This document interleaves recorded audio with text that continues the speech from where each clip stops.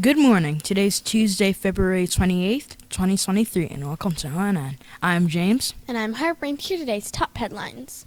Did you know that there's an extra day in the calendar that comes up only about once every 4 years? That's right, Leap Day, February 29th, and we'll tell you all about it. NASA has renamed an important telescope, and we'll tell you all about George Carruthers, the black scientist being honored by the renaming. Now to Vera with today's lunch menu.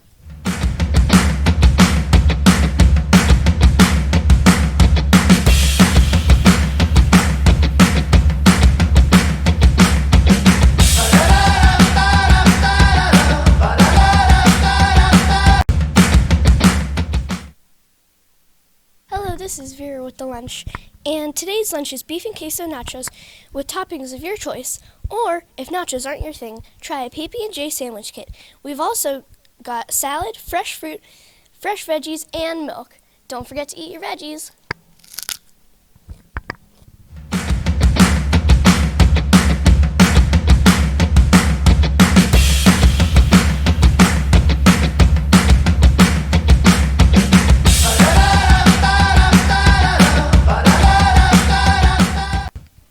Thanks, Vera.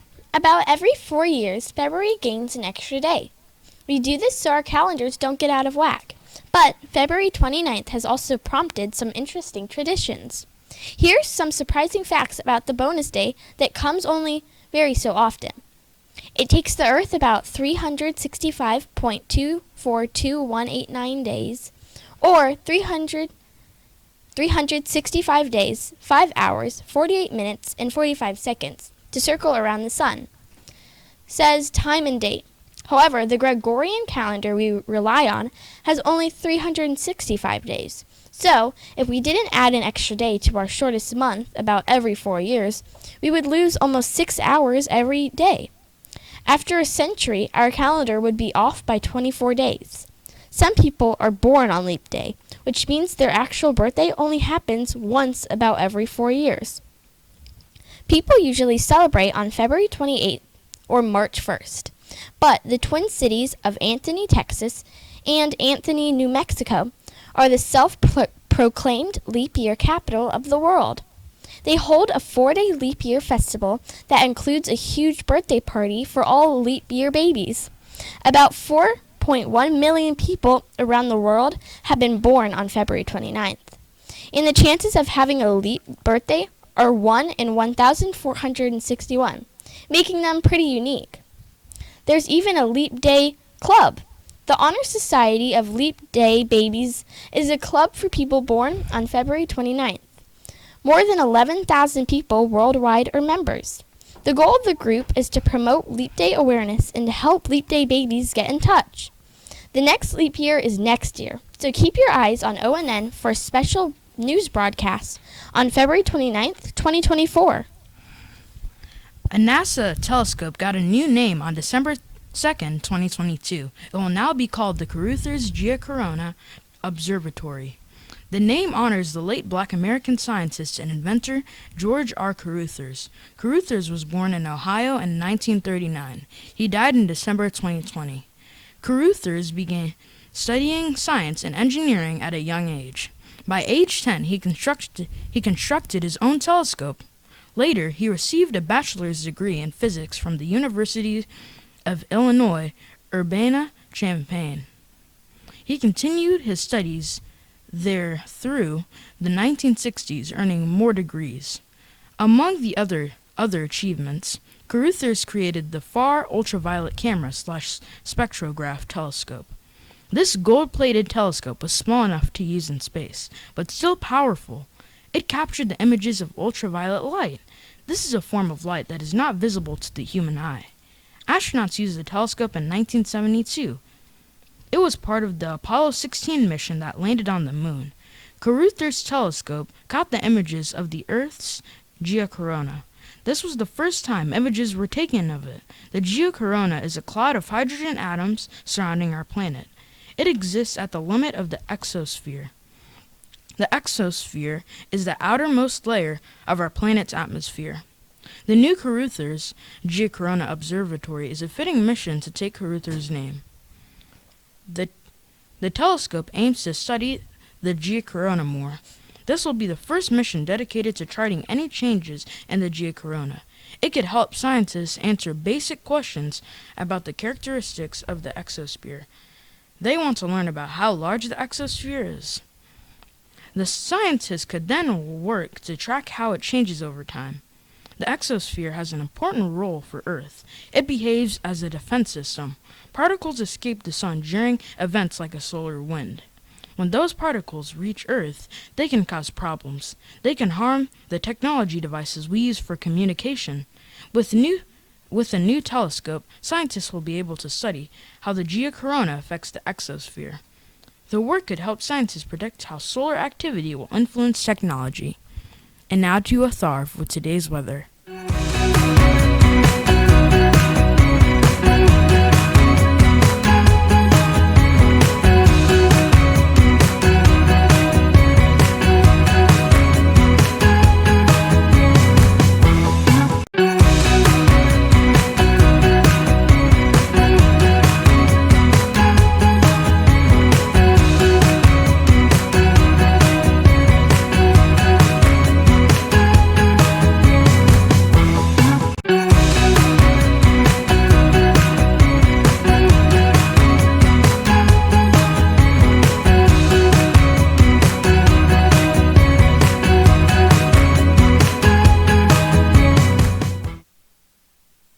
Thank you, James. Today's weather gives us another opportunity for record high temperatures in the low country. It's still February and it's going to be pretty toasty. Today, mostly sunny and a high of 85. Now, next up on ONN is special segments.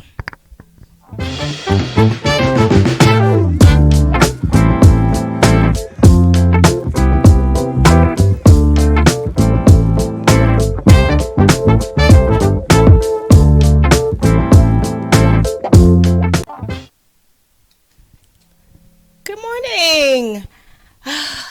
This is oh so bittersweet. Today is February 28th, co-host. Good morning. Which means good morning. Today is the last day of Black History. But I'm still going to plan to come to you maybe, I don't know, once a week, I don't know what we're going to do, but I'm trying to figure out why Miss Jur and Miss Cartledge are in here. Miss Beasley, because they're making me nervous, y'all. What's going on? Because it's the last day of February, and it's a very sad day for you because it's the end of your very special month.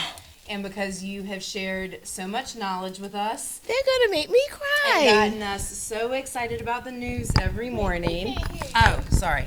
Because it's Oh, my God. Yeah, go ahead. Because it's the last day of February and it's a sad day for you, and you have done such a great job about sharing this wonderful knowledge with us, and you have made us so excited in the morning to learn all these great facts. So we just wanted to say thank you so much for everything. Everyone give Miss Singleton a round of applause and her wonderful co-host Vera. They've done such a great job, and we definitely need to see Singleton Sessions remain on the news. Oh my goodness. I am not going to let the tear fall because I'm still a G. Shout out to 3B in third grade. And Miss McCall for watching them. Thank you. Thank y'all. Oh, how sweet. I have the best friends here. It's just amazing. I'm not going to let this tear fall. But that was sweet. Thank you so much. Did you know about that, co-host? No. Okay. All right. So, don't you let that tear fall. I didn't even know they were coming. Oh, okay. All right. Back to our... I'm just thrown off. All right. So yesterday we learned about the Amistad Revolt. And for grades CD through 2, because today is the last day, I still feel teary-eyed. Because today is the last day, I picked a couple of names, y'all. So let's start with, let's see, who do we have here? In 1H, Henry, you got that answer correct. It was true or false. The name of the ship that transported the slaves was called the Avenger. That answer was not correct. It was false. And Henry and 1H, you got that correct. I have a friend here with me. Now, you are my bestie and my best co-host. He's my favorite redhead. All right, and his name is? Jackson. Jackson, tell us whose class you're in.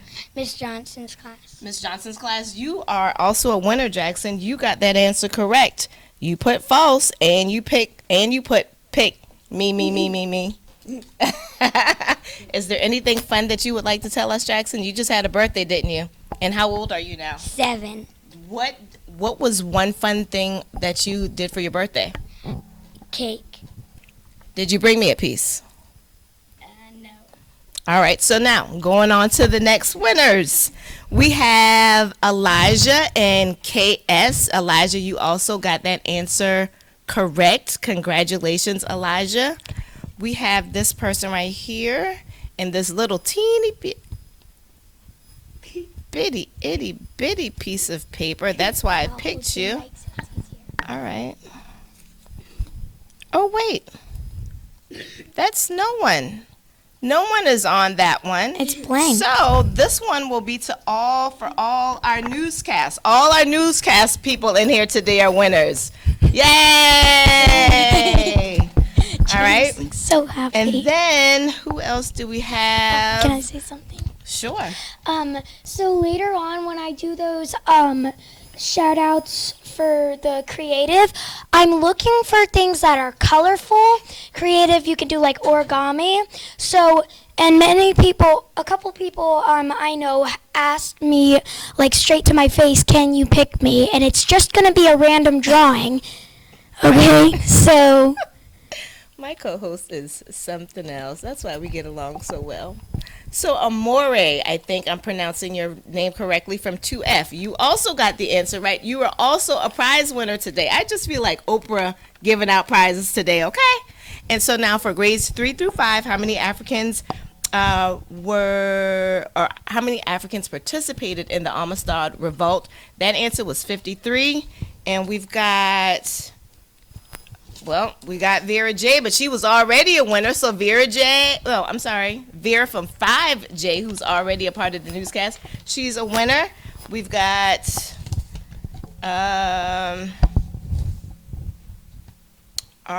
how do you say this in 4D? Is that you? Tell me your name again. Atharv was the only 4th grade answer that I saw in the box. He's a winner today as well. Atharv. And we've got Mateo Diaz in 3M. You are also a winner. All of you guys are prize winners today, okay? All of you. Now, I thought about doing one last Black History fact, and the person that I picked today is going to be Josiah Henson. All right, let me read this very quickly. Josiah Henson was born on a farm near Port Tobacco, Charles County, Maryland. When he was a boy, his father was punished for standing up to a slave owner, for which he received 100 lashes. In addition, his father was later sold to someone in Alabama. Following his family's master's death, young Josiah was separated from his mother, brothers, and sisters. His mother pleaded with her new owner, who agreed to buy back Henson so that she could at least have her youngest child with her, on the condition that he worked in the fields. Over the years, the slave master fell on hard times, and Josiah eventually earned $350 to buy his freedom. However, he needed a total of $450, so the two came up with a note promising the rest. Originally, Henson only needed to pay the extra $100 by the note. Mr. Riley, however, added an extra zero to the paper and changed it to $1,000 to be free. Cheated of his money, Henson fled to Canada with his family, where he became involved in the Underground Railroad, leading nearly 200 slaves to freedom. His autobiography was published in 1849 and was a primary influence for Harriet Beecher Stowe's Uncle Tom's Cabin. Henson died on May 5, 1883, and on the 100th anniversary of Henson's death, he was commemorated with a postage stamp in Canada, making him the first Black person in that country to receive the honor. All right, our last Black History fact for the month. Now, today will be a little bit different. I want you to put your answers in the basket, but I'm also going to pull answers today and come around to your classrooms and give prizes to those answers. So everyone will get their answers today. I won't be back on the news in the morning to call out names. I'll just pull one from the basket, or two from the basket this afternoon. So for grades CD through 2, true or false, John Henson tried to buy his freedom for $100. Is that true or false? John Henson tried to buy his freedom for $100. And then for grades 3 through 5, what honor was given to Josiah Henson on the 100th? I think I just said John Henson, didn't I? Anyway, what honor was given to Josiah Henson on the 100th anniversary of his death? Was it A, a book about his life, B, he was commemorated with a postage stamp, or C, his family was given an award? Again, for grades 3 through 5, what honor was given to Josiah Henson on the 100th anniversary of his death? Was it A, a book about his life, B, commemorated with a postage stamp, or C, his family was given an award? All right, go ahead and get your answers in, because I will pull answers today. It has been quite a pleasure to bring you a Black History fact every day of the month, or almost every day of the month. And hopefully you guys will be seeing me again soon with some more Singleton sessions. We good, Bestie? Yep. We good, Jackson? All right, thank y'all. Wait, my special shout outs. Special shout outs. Alright, hang on. So I do the creative shout outs. So here are our 2 creative shout outs. So Italy in 2F, she drew a cute little picture. I think it's a doll because it says rough on the side. And inside there's a bunch of stars. And then this one, it's kind of small, so you probably won't be able to see it. There's a bunch of little dogs on it. There's one right here, 2 right here. And then That was a cute one. It's by Sophia Wall in 3M. Now, y'all aren't winners, but y'all get a shout out for being creative. What you want to say, Jax?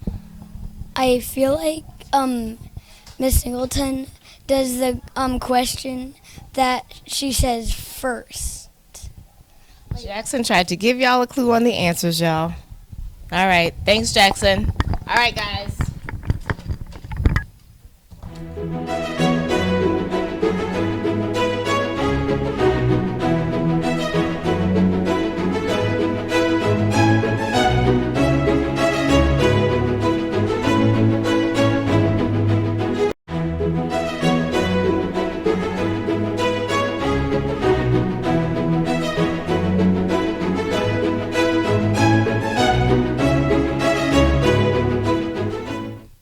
Today's poet is Amanda Gorman. She was the youngest poet to ever read at the president's inauguration, the day he was sworn into office and officially became president.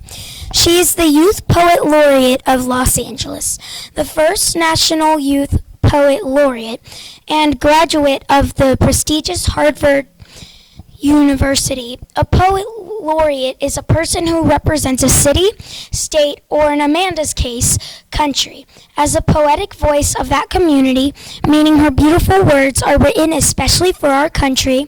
For her poem, Gorman drew inspiration from the speeches of American leaders during other historic times of division, including Abraham Lincoln,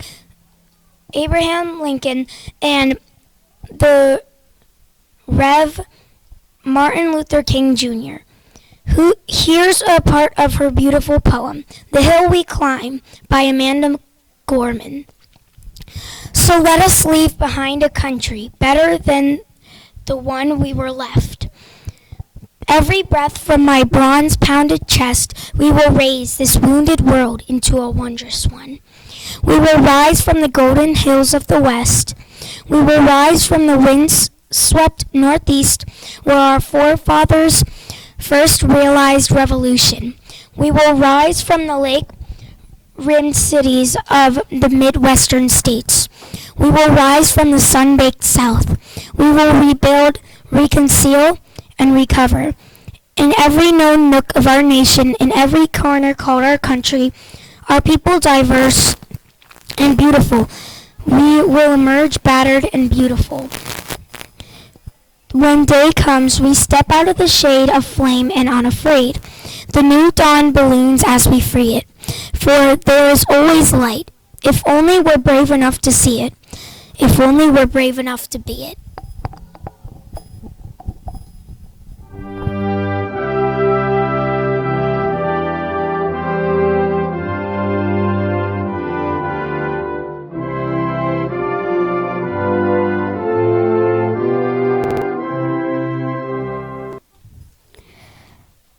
pledge allegiance to the flag of the United States of America and to the republic for which it stands, one nation, under God, indivisible, with liberty and justice for all.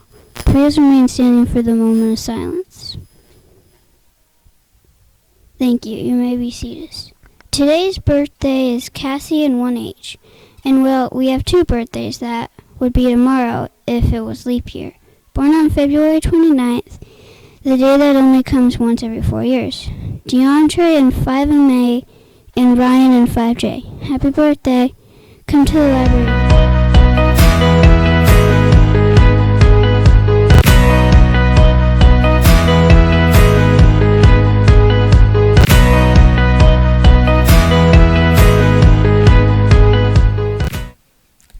Next week is Read Across America Week. Beanstack Prize is coming this Friday. And with that, I'm James for ONN. Have an amazing Tuesday. And I'm Harper for ONN. Have a wonderful day.